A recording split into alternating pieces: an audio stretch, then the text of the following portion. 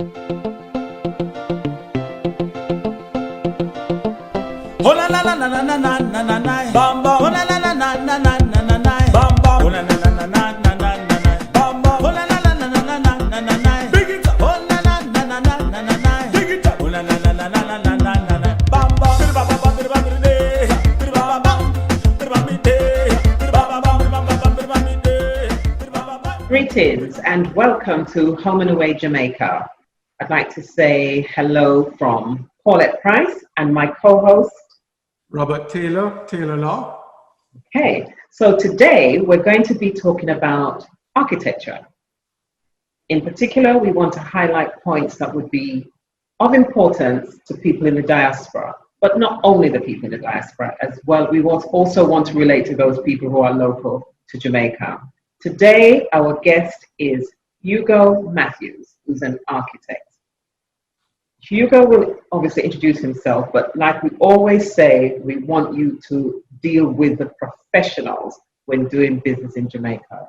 So Hugo Matthews, can you please just introduce yourself, tell people a little bit about you, and then we'll get into the meat of the subject. Okay. Thank you, Paulette and Robert. I'll keep it short and sweet.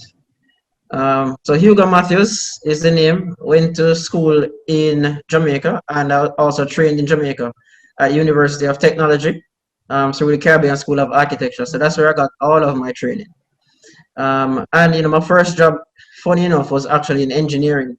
So I worked for Bouygues Travel Public, who were working on Highway 2000 at the time, and they needed somebody to draw their office. So I got put on to them, drew their office, and they say, hey, by the way, you know anything about bridges? I said, sure. I didn't have a job at the time. So, I decided. Sounds good. What could a bridge be? So they hired me on the spot and I stayed there for 4 years. And then I went back and did my master's, worked for two of the top architectural firms in Jamaica at the time, absorbing as much as I could from my two bosses, Mr. Bernal and Mr. Morris, and, getting myself ready because I always knew I wanted to start my own firm at some point. So I absorbed as much as I could from the two. And, after working for, 5-6 years with them, I was able to, 2 years with Brian, and, both of them are actually Brian's. Both bosses' first name is actually Brian. So after working with them, maybe I spent 7 years in total working for them. Then I was able to start my own firm with my good friend from school. Both of us went to architecture together. So we started our firm together after that. So in a nutshell, that's me. That's my firm. That's my education and my journey to get to where I am now. Hugo, Right. tell some of our listeners and viewers, as much as you can, some of the legacy projects you've worked on, both across maybe the residential and perhaps commercial spectrum. Okay, sure. All right, so we're a young firm. The firm was started in 2015, but to be honest, we're a bit aggressive in the market. And by aggressive, I just mean, a little bit forward thinking. And we work hard. So we created a sort of methodology to our work, which generates a lot of work in a short space of time. So we started in 2015, but the amount of work, finished work, that we have on the landscape is quite a bit. And you can almost say that the firm almost started a new movement. So, 20 South Avenue, that was us. We did 20 South Avenue. We did, which is a 10-story building in the Havantry area. We also did the Surbiton 6-story building, which is just a stone's throw away from there. That is also completed. We did the somewhat controversial project, but not really. I guess it's just in name only. Persons call it the Cholera Ground, but it's called St. James Park, and that's the new Fontana. So we built that, we designed and managed that through the construction process as well. That is also completed. We've just recently essentially completed Parkhurst 1, which is another 8-story building just behind 20 South. We also did the very iconic Usain Bolt building, which is a 6-story building on Havantry Road. So we've done a lot of work. We've also done projects like Valley Vista, which is like a townhouse concept. and that's in Stony Hill. We've also just recently completed another set of townhouses on Hopefield Avenue. We're completing one on Salisbury. So the scale and scope of our work is quite a bit. We did some BPOs in Montego Bay, and you know we have a lot more work coming out. So in a nutshell, most of our jobs are multifamily residential, but we've also done commercial projects. The new Birds building on Mullines Road also completed. We did that, and we have some projects under construction now, also commercial. We are doing a commercial building on Phoenix Avenue in the New Kingston off Hope Road area. So that is under construction now, slated to be completed in December this year. And then we have a slew of other projects coming up behind those. So in our short 5 years, we have done a lot, and we're looking to do a whole lot more with our just our signature on the landscape, and also we want to create. Well, what we try to do is we try to create a modern aesthetic with tropical sort of textures and feel and that sort of thing. Give the project a little bit of a vibe, and for want of a better word, to make the projects a little sexy. And we try to appeal to the sensibilities of persons who want something modern, who want something chic, who want something to respond to the climatic conditions that we operate in. We want something sustainable, energy efficient, and we try to put all of those things in all of our buildings. And I think for the most part, our clients have been happy, and we want to keep them happy and get more clients as we move along. Okay, so if I was a client in the diaspora and I heard about all these projects that you've worked on, I'd be like, wow. And then I would say to myself, I wonder if I could afford working with these architects, because they sound as though they do all these very grand projects. Do you do projects on the lower end of the scale, or is it only very high-end developments and commercial? Okay, so good question. We take you where you want to go. We're fortunate to have gotten the large-scale projects, but we also do small-scale projects. We do single-family residencies as well. So we've done some residencies in Cherry Gardens, and we're doing residencies in Havendale area. We are doing some a lot of persons want they're moving up the hill, Stony Hill and so we've also been approached to do low-income housing developments in Clarendon. So in fact, we have developed we're trying to develop a low-income model that we want to put forward. So we've been on our own time. We've been experimenting with something that's nice, something that's comfortable, and we do that on our own time. We take what is called sort of like a shared designing time, and we just come together, the partners, the architects in our office, and we use that time or downtime to create these cost-effective housing solutions that we can actually put them on the market at some point, or we can put them on the market if let's say somebody like a NHD or a HAJ approaches and say, hey, we want a low-income solution. We have this models that we put together that we think can certainly occupy that space. On an individual one-to-one level, if persons want to modify, want to purchase property and build a residential home, we certainly do that too. And you mentioned fees and expense. I think you had mentioned it might be expensive. Yeah. Yeah. Well, I think we try to convince persons to think about it in a different sort of way. Don't really think about how much you pay the architect, because we work at a particular rate. Any house is expensive, and it's a very, very, very important investment, and you don't want to make any mistakes. And if you're gonna make mistakes, we're all human. You want to keep it as minimum as possible. And we pride ourselves in taking the time and effort in learning everything as much about the house as we can. Even though we're architects and we are sort of like a material engineer in a way, we want to learn about the electrics, we want to learn about the plumbing, we want to ensure that all the trades work together well, so that the money that you put into your investment, your lifetime investment, makes sense at the end of the day. So it's better to make 100 changes with a pencil than one change with a hammer, and we try to teach all of our clients that. So let us not think about the cost for the architect. I'll give you what the rates are at some point. But I think the more important thing is you don't want to waste the money in your lifetime investment. Something that you're going to sit in your house every day. You're going to sit down, you're going to have a cup of tea, you want to look at your walls, and you want to be comfortable and happy within the space. And, you know, peace of mind is priceless, I think. So, all right, let's just say somebody listening to this, they've never used an architect before. They know that they want a house, probably about, let's say, 1,000 square feet. When they come to you, how do you take them through that process? What are the things that they need to start doing? How long does it take? Are you there to hold their hands all the way through? What is that? Because remember, they don't know anything about starting with an architect or building a house. Because I get that question a lot. Should I build or should I buy? So let's just say now what they're thinking of building. Okay, great. How would you guide them? Beautiful. We love to start with that first initial meeting.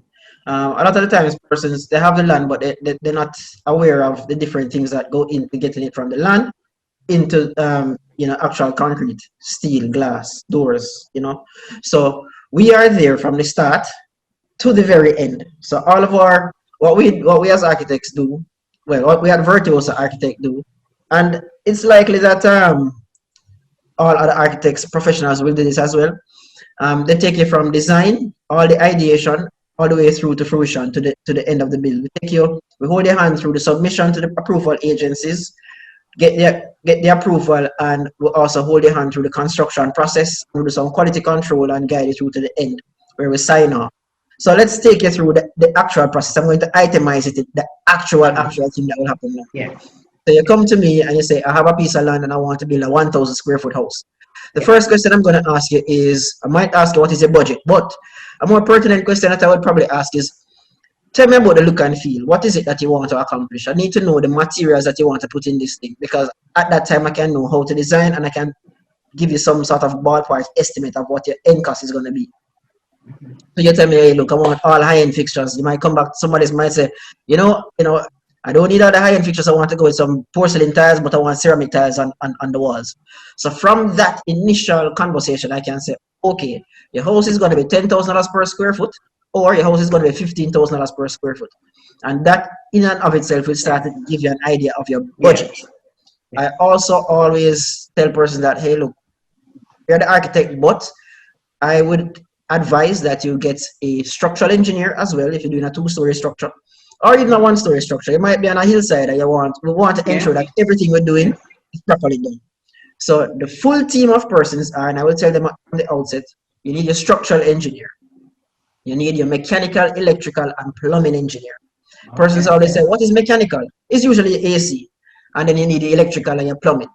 Your plumbing engineer deals with all the water coming into your house. Your civil engineer deals with all the water coming out of the house. So I say we need all of those people to ensure that if you turn on a pipe in your master bedroom, you're not turning off a pipe in the kitchen when somebody's trying to do dishes. You want to ensure that the pressure is the same throughout. So we tell them that we need all of our professionals. Once the design is done, we need our quantity surveyor. He is the person that will generate your cost estimate, actual cost estimate. When you come to me, I will give you a very loose preliminary budget estimate based on your square footage and based on what you tell me you want. So you will have a ballpark figure. That quantity surveyor is going to tell you exactly what your building is going to cost based on everything that we've put into it. If the figure comes out and it's okay with you, we'll move forward. If the figure comes out and it's a little bit too high, we do some value engineering at that time. We take some things out to ensure that the budget is where you need it to be, so that you know once you start, there's no problem finishing. We don't want when you start, something happens, and all of a sudden the figures come into you and you had no idea that it was that. So we try to avoid all of that, or we bring down the levels of potential what I call it now, any kind of potential, I think, unforeseen items. We bring that down as far as we possibly can. So we get that out of the way. The next thing that they will need to do, depending on which parish, you have to submit your drawing to the agency. In America, they call it submitting it to the city. I don't know what they call it in England or wherever, but we submit our drawings to the parish council. And the parish council will then go through normally a 30-day process. That's what they advertise. It may take a little longer, it may take maybe a little shorter, but they meet twice per month, usually. So normally for a house, for a single family residence, it will probably take 30 days, maybe go to 60 days. But for the most part, we're looking at about 30-day turnaround time for your submission and approval, if there's no glaring fault. If you're building on a hillside and it's in the hillside policy, or you're on a fault line, that may cause some concern and spread out your approval time a little longer. There's a fee that comes with submitting your drawings, and that I think is 180 Jamaican dollars per square foot. Don't quote me, but I think it's that. Once that is done, and you have your approved drawings and you're ready to build, you send out your quantity surveying document to the contractors, who will then bid on your drawing. And if they come close to the price that the quantity surveyor told you, you can make a selection based on that, and then you're off to the races. You can commence building your project. So, in a not so much of a nutshell, I know it's a little bit lengthy in the explanation, but those are the milestones that would happen if you are gonna build your house. So let me just do it quickly again. Architects, professionals, quantity surveyor, submit your drawing. You submit your drawing to the contractors for pricing. Once the contractor is selected, you go ahead and you break ground and you build. To what extent, Hugo, do you get involved in what we call and you call value engineering? So, many prospective home builders have this concept of what they want, but certainly from an efficiency and cost-effective perspective, what can be designed may not be the most cost-effective. How do you advise clients when you encounter these concerns? Okay. All right. So a lot of the times, I will see quite often, the concept of budget, or I shouldn't say the concept of budget, the concept of price is usually an issue. There's a price for the product itself, and there's a price to install the product, and there's a markup. So there are three things that goes into every bit of your construction project. So if you're going to buy a door, you might walk into a store, and you say, oh, this door costs $10. And then when you look at the contractor's pricing, you say $22. You can't understand why. The contractor is going to buy the door, he's going to transport the door, he is going to ask somebody to install the door, and then he's going to charge you something on top of that. So the first thing that I try to identify or explain to persons is, this is what you're going to expect. So once they tell me all the things that they want, I can say, all right, cool. This thing, even though it seems simple, there's a cost that comes with it. And the more custom things you have in there is the more, potential that the price will increase.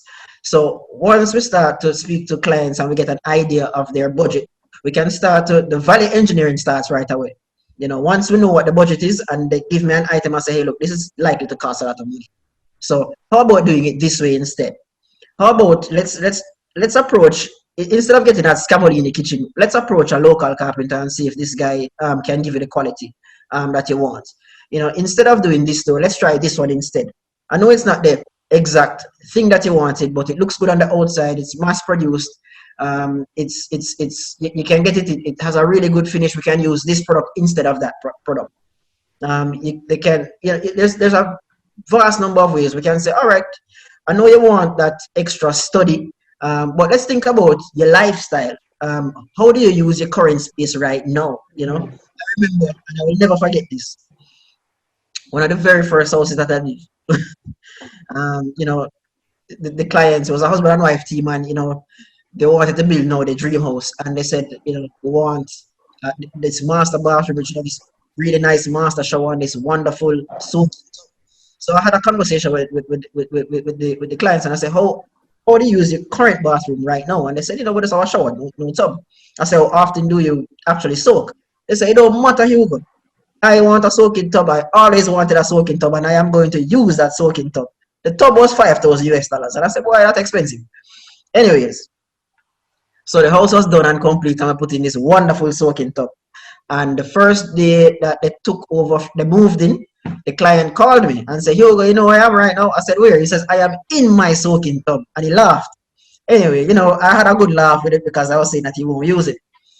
I ran into him about 5 years after the project was done. And we got to talking, not about the project. And then he just occurred to me and said, hey, tell me about your soaking tub. Are you still using it? He said, Hugo, well, so it's closing a soaking tub right now. It's one time I ever use it. Yeah, so I think that's a very good example. Hugo, given, I get the sense that your experience really spans a broad spectrum, not just the design and form, but given the range of developments that you are and have been involved in. For those persons listening and watching and in the diaspora in particular, and they're thinking of building in Jamaica, what would your guidance be in terms of maybe location? Many persons may have left a particular community when they migrated, and that community may have changed. Maybe it lacks infrastructure, lacks access to, primary roads and schools and so on. In your experience, even more so from a resale and marketability standpoint, where are the areas in Jamaica you would recommend for someone looking to come home that you've kind of seen just from your perspective as those hot points? Okay. All right, thank you. That question, I'm sure can span between myself and also Paulette. But I'm going to speak from my point of view and what clients have come to me with. And sort of, because even before the value engineering of it all, even before we start to even put the project on the ground, what we try to do at Virtuoso, in fact, I'm not even going to say we try, we do it. We always do a feasibility sort of study. Somebody comes to me and say, hey, look, I have 5 acres of property in this particular area. I went away for a number of years and I come back and I want to do a New York loft style thing. The first thing we're going to say is, all right, how are we going to make money with that? How are you going to make money with it? And there have been times, I won't divulge the actual locations, but I'll say it this way. Kingston is good. Kingston proper is good in terms of apartments and townhouses. The townhouses, I think, right now might be in a little bit more of a demand right now. Apartments might be a little bit oversubscribed based on what I've been seeing. I know persons who want townhouse and persons who want 3-bedroom. It's just that due to certain parameters surrounding the what are the requirements from the agencies, due to the parameters, your ability to make some money from as a developer, the apartment and the 2-bedroom concept prevails. However, persons we've been finding really want a 3-bedroom sort of option, and it's not available. For the most part, it's not available. So Kingston is great. We're finding that Mandeville is also good for usually townhouse and potential apartments. And we find that Montego Bay is also great for apartments and detached housing opportunities and developments. And for rural areas, and I would say country, for rural areas, we find that middle income detached are very good option. Some areas, apartments, in Kingston, apartments is a no-brainer. It's where the urban shift is. Young professionals are coming to Kingston. That's where a lot of the work is. I know I want to decentralize and go into other areas, but that's another discussion. But for the most part, if you're talking about apartments, you can't lose with Kingston. It will always sell. Plus, persons abroad, they invest in those properties and use them for investment properties where they can make some money, whether it's Airbnb or other types of rental. So, for just to answer that quick point, those are your bread and butter areas. Now, the other thing that we want to talk about just a little bit is we need to, if somebody's coming and they have a piece of property and they tell me what they want to do with it, just based on my not even research, but just based on the market and based on what we've seen selling, we will tell them, hey, look, we don't think that a 1,200 square foot posh building will work right there. I think you need to come down to maybe a 750 or a 800 square foot in this particular area, 1 bedroom, you know, something that is big enough that could be convertible at a later date. You provide them the infrastructure so that they can do it. But we'd have to give them that information quickly, because the fact of the matter is, and Paulette will say, you know, location. I mean, persons will buy into a location, you know. So, you know, if you have a piece of property that's right next to, let's say off Spanish Town Road somewhere, you for right now, you know, you don't want to put a high investment, high income project right here. Modest. You know, overbuild and build beyond what the market can bear in terms of a resale. They normally say you want the cheapest house in the most expensive neighborhood, Yes. not the most expensive house in the cheapest neighborhood. Exactly. You know. And you know, maybe just to follow up on that a little bit, the Jamaican market is getting more savvy. You know, they are getting more savvy, and I don't know if it's HGTV or It Property is. Brothers. It is. I don't know if it's It is. persons are seeing, you know, they're seeing chic interiors with the recessed lights and the clean lines, and everybody wants that. All of a sudden, to try and sell, to try to do a house that's heavily traditional with a heavy moldings and you know, the plantation style, you know, the young Jamaican being so savvy now, they're not looking at that. They want the clean lines. Yeah. You know, they want the modern look, you know. And you know, we as architects and upcoming designers need to be cognizant that if you want persons to make some money, you're tapping into a market of savvy people who are looking for this type of aesthetic. Yeah. Great. All right. So the other thing I would like to ask you is, we've heard all the positive things, but what happens if something goes wrong? Because we've had somebody send in a question, basically, and this is a real life event. So what they said is,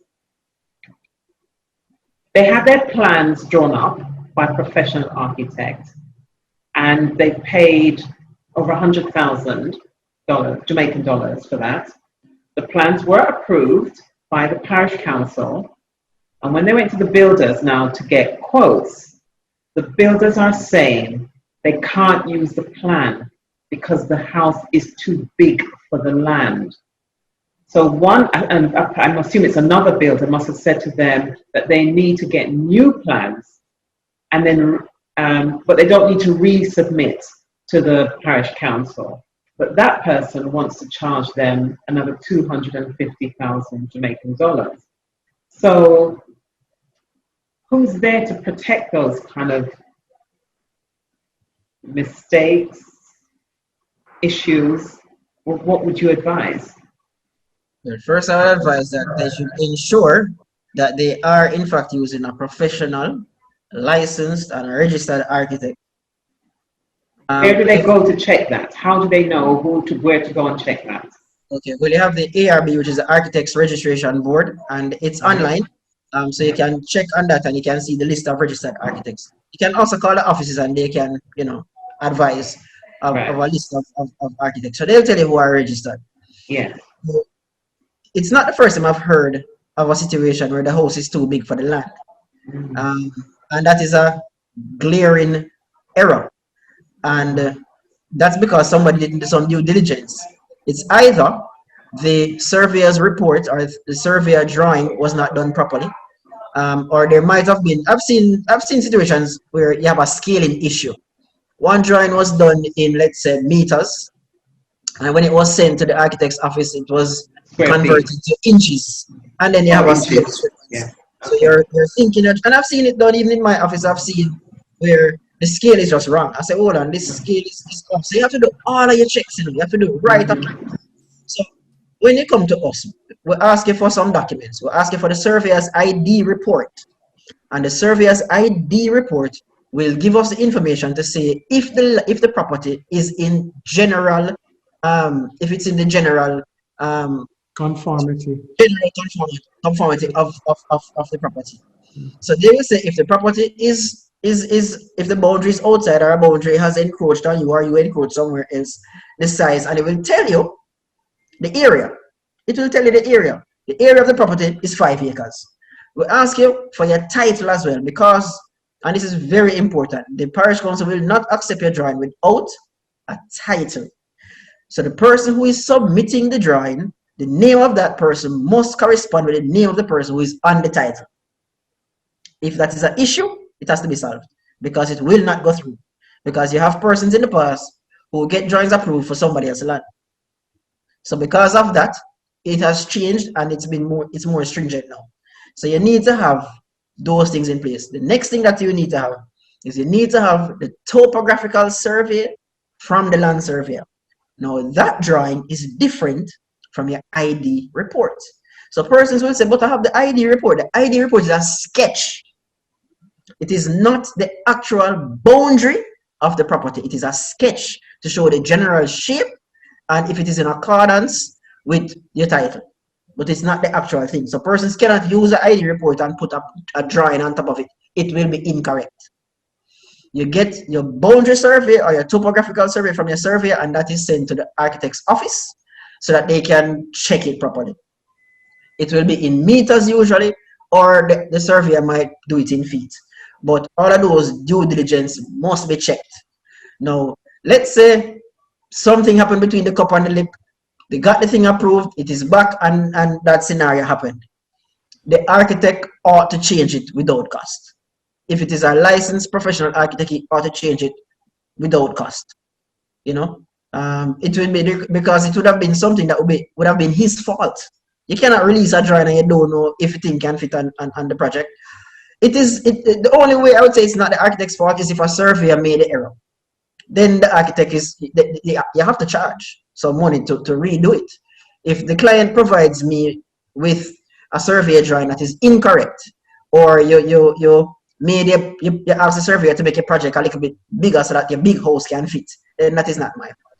So we have to identify where that error occurred. Once the errors are identified, the one thing I will say is I disagree with the contractor who says it doesn't have to be resubmitted. It must be resubmitted. Absolutely, it has to be. Inside of the agency, because they keep a copy of a drawing, they have a copy of an incorrect drawing. They give you a copy of the approval. So they keep one set in their records and give you a set to go build. Which makes sense. Which makes Otherwise, sense. it would be a breach. So it will be a breach. Construction, and at some point when an inspection needs to be done, there would be a boundary breach. There would be a boundary breach. Because, you know, your title has the covenants on it, and the title also tells you what your do's and don'ts. You have to be 5 feet from the boundary, 10 feet from the boundary, exactly. 10 feet to the eave, 10 feet to the building and not the eave. So all of these little things in your title, you have to read it carefully. Some titles will say build to the eave, which is the overhang of the roof. Some titles will say build to the edge of the building, which means the overhang can come over a little bit more. You know, it's a building to either the edge of the building or to the eave. So you have to read it carefully and apply all of that.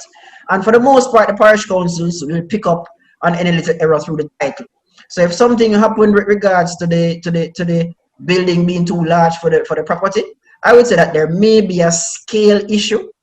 Somehow the scales ended up incorrect, and that's why the building ended up being too large. Well, Hugo, thank you very much. I believe we could go another hour. I think this is a significantly overlooked area. I mean, certainly many of our listeners, many of the persons in the diaspora are not as armed as they could, and I think the mistakes are made when it's too late. And so one of the things we try to do is arm persons with information. The concept of an architect, concept of using an attorney sometimes gives some indication of cost. And you know what we have learned, and what you've said, is the cost of not engaging professionals, particularly for a significant life decision, is one that's more than worth the while. So thanks for informing us. Thanks for being very engaging and covering quite a lot of material in a short space of time. And we wish you a lot of continued success. Clearly, I think Virtuoso, from what I know and see, I mean, what you described seemed almost like a lifetime of work in 5 years. So clearly, you guys are innovating and trend setting, and that's what we need to grow our economy and become trendsetters. And I just want to add to that, Hugo, is that in the diaspora, we don't think people like you exist here. Hence the reason why we're doing this show. Because people just think that you do it the old-fashioned way. You call a builder, and he builds, and it's not quite like that. We do a little, there's all different choices. But if you want a nice modern house for this century and beyond, the professionals are here. So I've heard of Virtuosa, but I always wondered who they were because I like the logo and the branding that I've seen out there. And it's been an honor to meet you. So thanks very much. Thanks for having me. My pleasure. Thanks, Hugo. Thanks so much. Yeah, so we hope we can talk again. Yeah. All right, take care. All right then, thank you.